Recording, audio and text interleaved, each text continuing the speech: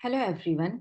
आज के वीडियो में हम आर्टिकल 201 के बारे में बात करेंगे। Article 201 says bill reserved for consideration, विचार के लिए आरक्षित बिल।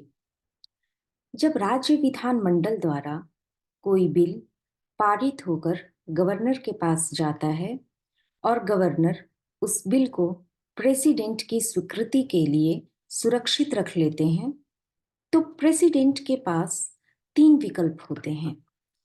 पहला विकल्प ये होता है कि प्रेसिडेंट उस बिल पर अपनी स्वीकृति दे सकते हैं, जिससे वो बिल एक्ट बनता है।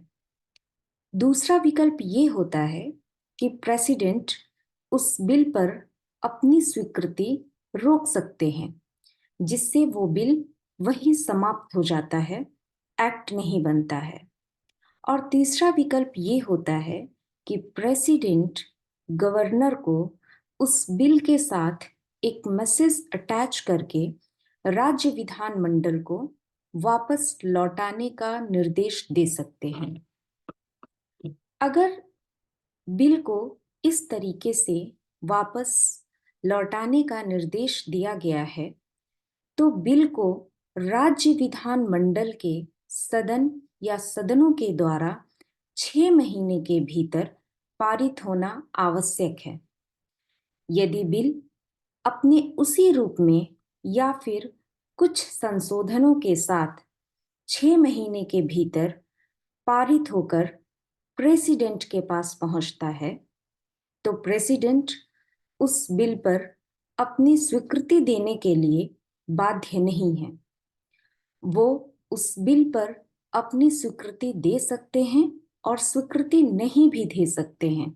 हालांकि इस बारे में हमारे संविधान में कुछ भी लिखा नहीं गया है, लेकिन इस पूरे आर्टिकल 201 में दो महत्वपूर्ण बातें हैं।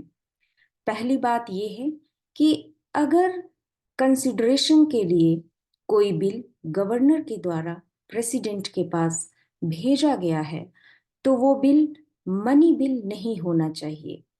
और दूसरी महत्वपूर्ण बात यह है कि अगर राज्य विधानमंडल द्वारा पारित कोई बिल गवर्नर के द्वारा प्रेसिडेंट की स्वीकृति के लिए सुरक्षित रखा गया है, तो उस बिल का एक्ट बनाने में गवर्नर की भूमिका समाप्त हो जाती है।